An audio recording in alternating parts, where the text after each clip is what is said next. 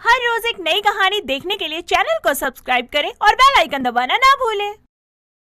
ये कहानी सरिता और उसकी बहू मालिनी की है, जो गृहिणी है और घर को बहुत अच्छे से उन्होंने संभाल रखा है। लेकिन उनके घर पर ऐसी विपत्ति आ गई कि दोनों को घर चलाने के लिए अपना बिजनेस शुरू करना पड़ा।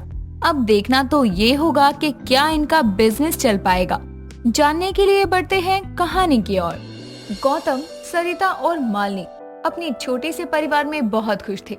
सब कुछ सही चल रहा था, लेकिन एक दिन ना जाने किसकी नजर लग गई और गौतम का एक्सीडेंट हो गया। उसके इलाज में घर तक बेचना पड़ गया। ऐसी हालत हो गई कि 2 वक्त की रोटी के भी लाले पड़ गए थे, ऊपर से गौतम की दवाई का खर्च। इसी बात से परेशान मालिनी एक दिन अपनी सास सरिता को कहती है, माँ जी, मुझे तो समझ ही नहीं आ रहा अब हमारा घर कैसे चलेगा। इस किराए के घर में तो सांस लेना भी मुश्किल है। बहू, तू किसी चीज की चिंता मत कर। कल से काम करने के लिए मैं जाऊंगी। 2 पैसे आएंगे तो गौतम का इलाज भी अच्छे से होगा। माँ जी, आपको क्या काम मिल गया जो आप कल से जा रही हो? बहू, कोई काम छोटा या बड़ा नहीं होता और मजबूरी में तो काम करना ही पड़ता है। माँ जी, आप बताओ तो सही, क्या काम मिला है आपको? यहीं पास में झाड़ू और पोछा लगाने का काम है, तो बस मैंने हाँ कह दिया कि मैं कर लूंगी। नहीं माँ जी, आप ऐसा कोई काम नहीं कर सकती हो। जब गौतम को पता चलेगा तो उन्हें कितना बुरा लगेगा। मेरे होते हुए आप ऐसा कोई काम नहीं कर सकती। इसलिए ही तो मैं तुझे नहीं बता रही थी। मुझे पता था तू मुझे जाने नहीं देगी। माँ जी, आपको मेरे होते हुए काम करने की कोई जरूरत नहीं है। मैं काम ढूंढ लूंगी। इतना कहकर मालिनी सरिता को किसी और के घर काम करने नहीं जाने देती और ये सारी परेशानी अपनी एक सहेली को बताती है। तभी उसकी सहेली उसे अचार पापड़ का बिजनेस बनाने का आइडिया देती है, क्योंकि मालिनी और उसकी सास सरिता बहुत टेस्टी अचार पापड़ बनाती हैं, जो भी उन्हें खाता रह जाता। मालिनी को अपनी सहेली का ये आइडिया बहुत अच्छा लगता है और वो अपनी सास सरिता से कहती है, माँ जी, मुझे काम मिल गया है, जल्दी से आओ, मुझे आपको बहुत जरूरी बात बतानी है। ऐसे क्यों चिल्ला रही है बहू तू? तेरी लॉटरी निकल गई क्या? माँ जी, कुछ यूं ही समझ लीजिए। माँ जी, आपको कितना अच्छा अचार और पापड़ बनाने आता है। मेरी सास ने जो मुझे अचार पापड़ बनाना सिखाए थे। अच्छी तो बनाती हूँ मैं अचार और पापड़। जो भी एक बार खाता है वह बार बार मांगता है। बस माँ जी, हमें सबको बस एक बार आपके हाथों के अचार और पापड़ खिलाने हैं। बार बार तो फिर वो खुद ही खाने आएंगे। क्या कहना चाहती है? साफ साफ क्यों नहीं कहती है? माँ जी, क्यों ना हम अचार पापड़ का बिजनेस स्टार्ट करें। अचार पापड़ तो आप बहुत ही अच्छे बनाती हो और इससे घर में 4 पैसे भी आएंगे और हमें किसी के यहाँ काम करने की कोई जरूरत भी नहीं होगी। बहू, तेरा आइडिया तो अच्छा है, लेकिन अचार पापड़ का बिजनेस चलेगा कैसे अगर किसी ने हमारे अचार पापड़ नहीं खरीदे तो? माँ जी, हम अचार पापड़ बेचने का बिजनेस आस पड़ोस से ही करेंगे और आप तो जानती ही हैं, औरतों को कुछ पसंद आ जाए तो वो खुद ही 2-4 औरतों को बता देती हैं। सरिता मालिनी की बात से सहमत हो जाती है और बची हुई सेविंग से अचार पापड़ का बिजनेस स्टार्ट करती है। भगवान का नाम लेकर मालिनी अपने पहले अचार पापड़ के पैकेट को मंदिर में पुजारी को देती है। इसके बाद आस पड़ोस की औरतों को बेचती है और उन्हें अचार पापड़ बहुत पसंद आते हैं। इसके बाद वो औरतें खुद ही कई औरतों को बता देती हैं, जिसके बाद मालिनी का अचार पापड़ का बिजनेस अच्छा चलता है। कई लोग उससे अचार पापड़ खरीदना शुरू करते हैं। शालिनी और मालिनी का अचार पापड़ का बिजनेस काफी फल फूल जाता है।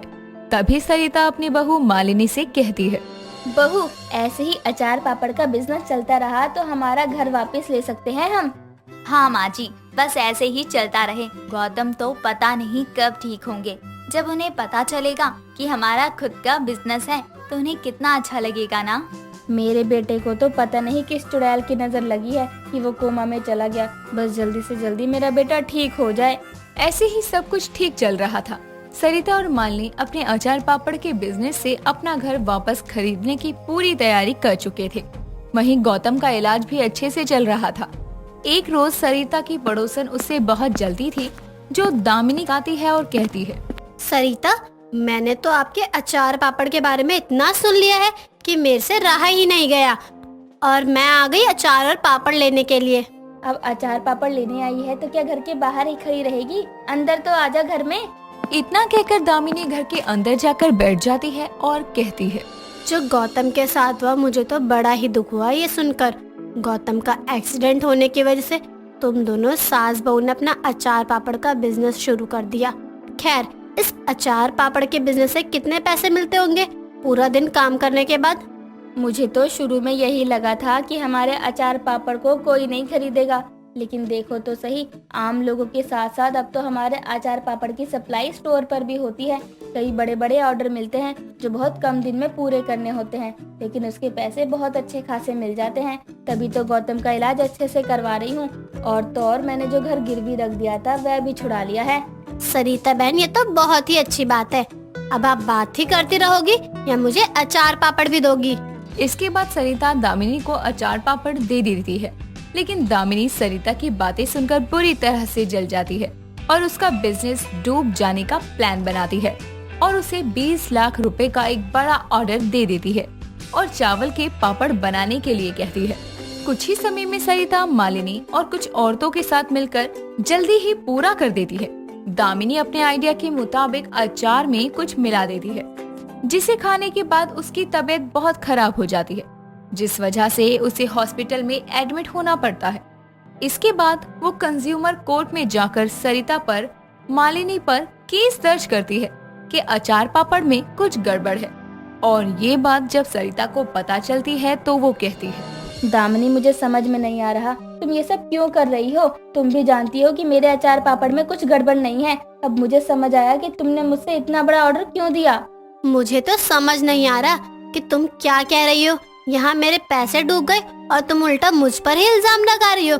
मैंने तो तुम्हें ये सोचकर ऑर्डर दिया था कि तुम इतना अच्छा सा पापड़ बनाती हो तो मैं अपने बिजनेस के साथ अचार पापड़ का भी काम शुरू कर दूं, जिससे तुम्हारा भी भला हो जाएगा और मेरा भी।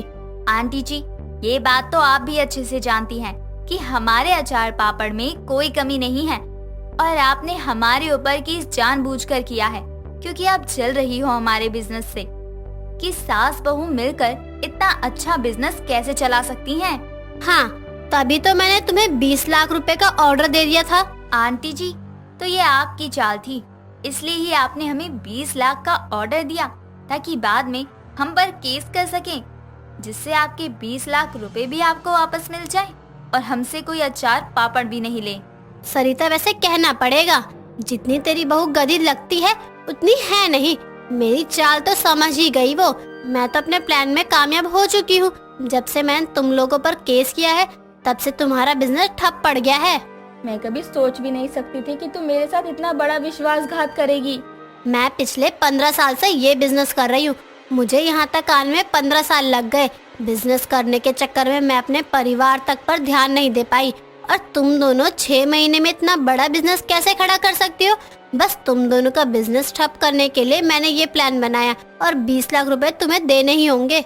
मालिनी दामिनी की सारी बातें फोन में रिकॉर्ड कर लेती है और सोशल मीडिया पर वायरल कर देती है, जिसके बाद दामिनी का बिजनेस ठप पड़ जाता है और सरिता और मालिनी का बिजनेस फिर से पहले की तरह चलने लगता है और वो अपने पुराने घर में शिफ्ट हो जाते हैं और वायरल वीडियो की वजह से दामिनी का किया हुआ केस भी डिसमिस हो जाता है। दोस्तों, अगर आपको ये कहानी पसंद आई तो इसे लाइक करें, शेयर करें और कमेंट करके बताएं कि कहानी में आपको सबसे अच्छा क्या लगा।